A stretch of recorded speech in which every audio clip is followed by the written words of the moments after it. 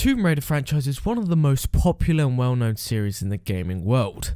The original game was released in 1996 and a huge success, spawning numerous sequels and spin-offs. Lord have mercy. We must stay focused, brothers. We must stay focused. Some good, some bad. The most recent games, the subsequent Survivor series, consist of 2013's Tomb Raider, 2015's Rise of Tomb Raider, and Shadow of the Tomb Raider, being released in 2018. All three games were very well received by critics and fans alike, and are considered to be some of the best games in the whole series. Is this true? Well, let's find out. I am not your enemy. I warned you. You should have left. You suck. This story begins with Lara Croft and her team travelling across the sea to find the mysterious island of Yamatai. In a stunning cinematic, our ship, the Endurance, ironic name, gets hit with a horrific storm, causing the boat to flood and split in two. Lara awakens on the shore and notices her crewmates on separate parts of the island. We are knocked out by an unknown person and are trapped inside a cave.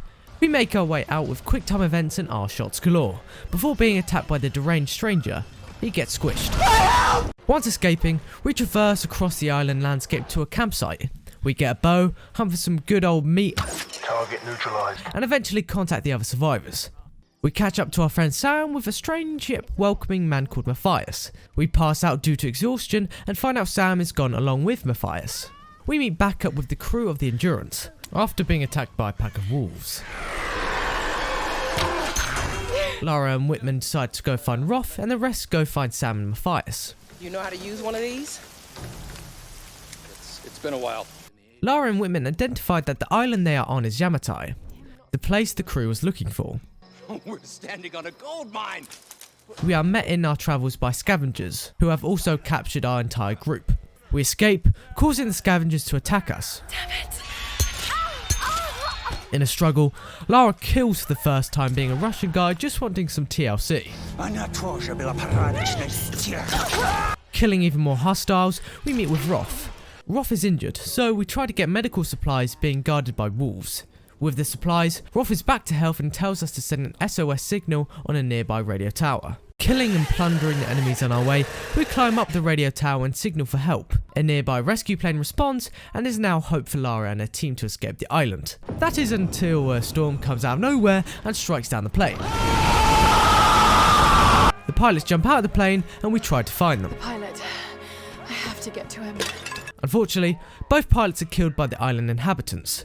We are then contacted, informing us that Sam has been kidnapped by the Solari Brotherhood. Lara is closest to Sam. We get Sam but are stopped by Matthias, the Brotherhood's leader. Before being killed, unknown figures kill the savages, dubbing them as Onis. We are awakened to be hanged again and escape again. Stumbling upon a ritual site, Lara identifies that the Solari Brotherhood may be wanting to perform a fire ritual to make the Sun Queen's successor. The person going to be used in the ritual is said to be Sam. Lara tries to get to Sam's last known location, but falls off many structures into a destroyed plane and parachutes into a shanty town. The town is filled with enemies, but that doesn't stop us. With the help of Grim, who is killed by epic sacrifice, Lara infiltrates the palace with the help of Roth's MW2 sniping skills and witnesses Matthias putting Sam through the fire ritual. Lara tries to save Sam but is overpowered by Matthias and his men. Oh, and beaten. Sam is not harmed by the flames, which are extinguished by a great wind, marking her as Himiko's rightful successor. Lara escapes captivity for the third time and doubles back to help her friends, who attempted to reach Sam but resulted in their capture. Aided by Whitman, Lara returns to the palace to rescue Sam as Roth commandeers a helicopter to get them out. After a cinematic jump, the mystical storm arrives and Lara tries to force the pilot to land. The storm struck the helicopter and forced them to crash. Lara awakens and defends herself from Matthias and his men. Roth takes out many of the men, but Matthias does a tomahawk throw from across the map and fatally wounds Roth. target neutralized.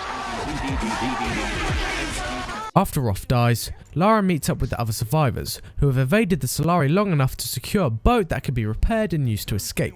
They are joined by Whitman, who claims to have escaped from the Brotherhood, but we don't trust him. Like I've run for miles. Why are you running? Lara heads for the wreck of the Endurance to meet up with Alex, who had previously gone through the salvage for tools. Alex is found trapped under the wreckage. Lara tries to help, but enemies approach. Alex forces Lara to flee from the cultists and sacrifices himself so Lara can escape with the tools. In flames of glory. Following the lead of a World War II military expedition researching the storms, Lara explores an ancient tomb. She discovers the remains of the general of the Storm Guard. He committed seppuku. You committed seppuku. Which is suicide. In his final message, he reveals that Himiko's successor took her own life rather than receive the power, leaving Himiko's soul trapped in her body after death. Lara realizes that the ritual is to transfer Himiko's soul into a new body, destroying the host's soul in the process. Matthias plans to offer Sam as the new host, leading to Lara returning to the survivors to find that Whitman has betrayed them, abducting Sam and giving her to Matthias. Lara, Jonah and Reyes chase them to the monastery, with Lara arriving just in time to see Whitman being pranked by Matthias and killed by the Oni. I bring you your new queen. Oh no. Joe.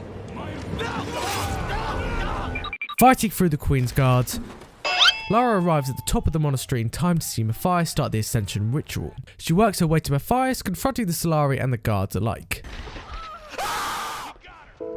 Lara kills Matthias when she shoots him with her dual pistols.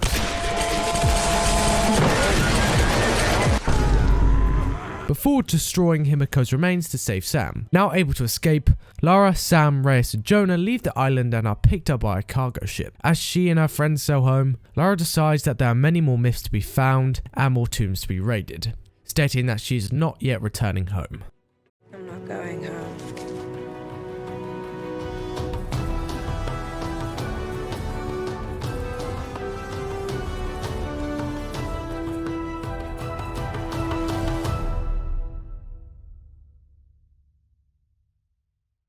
The original Tomb Raider series was made by core designer Eidos Interactive.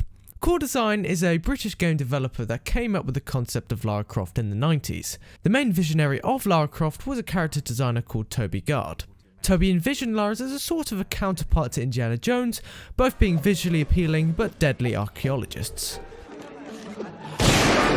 The early games proved to be a great success, turning Lara Croft into the most recognisable game icons in history. Approved.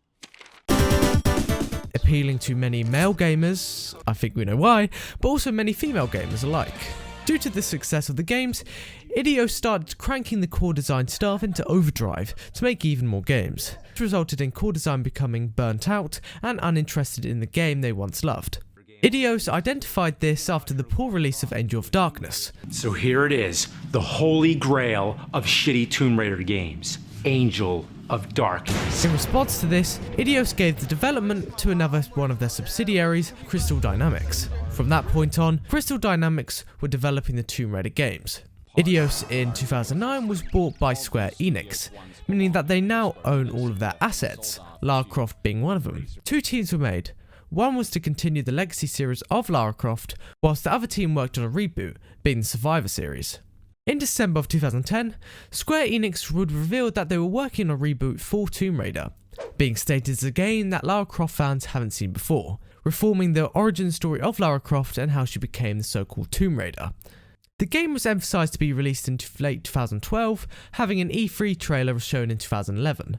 The game was delayed to establish more diverse content, such as multiplayer, being released in March of 2013.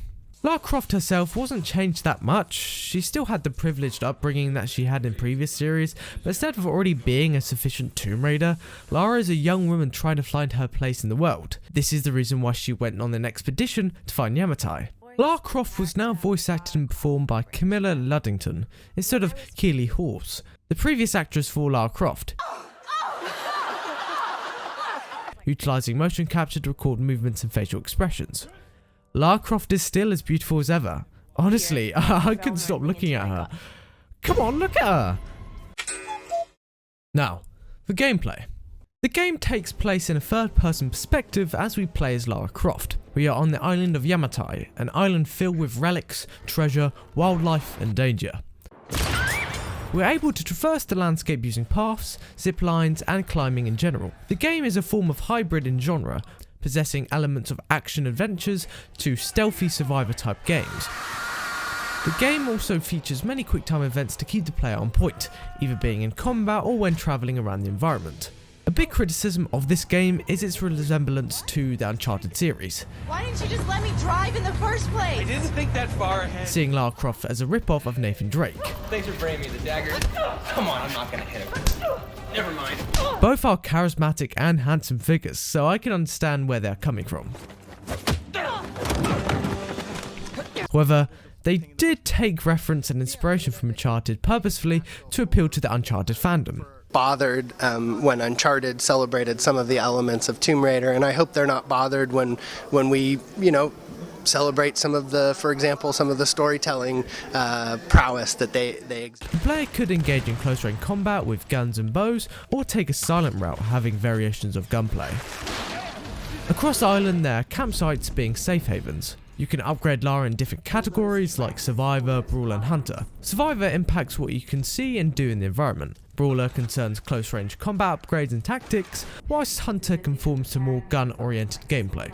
You can also utilise scraps found in the terrain to upgrade your equipment. You can also revisit locations you've been to, complete side missions and enter tombs that house many puzzles, leading you to treasure. The game also features multiplayer that I have not played. The multiplayer seemingly features different game modes that pit two teams against each other. I really enjoy the gameplay of Tomb Raider because it allows the player to experiment with different forms of combat. You can either go in guns blazing or take a tactical approach. Bows are very appealing to me because they are stealthy weapons and just make you seem like a badass. Traversal created a more immersive environment and established game set pieces, such as when you climb the World War II plane before it falls and crashes into the rocks below. It is also similar to Uncharted, but you could also say that Uncharted is similar to Assassin's Creed. Surprisingly, both came out at the same time, November of 2007. Here's a cool fact, the soundtrack to Tomb Raider is critically acclaimed. The music was composed by Jason Graves, of Dead Space fame. Dead Space is known for having an eerie soundtrack that chills many players' spines to this day. Is when I bought it.